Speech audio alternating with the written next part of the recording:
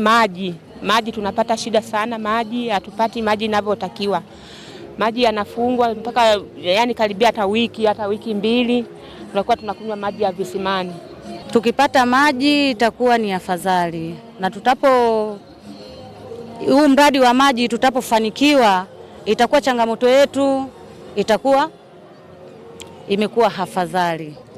Mimi nitapendeza kwa sababu tulikuwa na hadha sana ngumu ya maji, kama mlivyokuwa mnaona usumbufu wa maji hapa na pale. Usumbufu gani?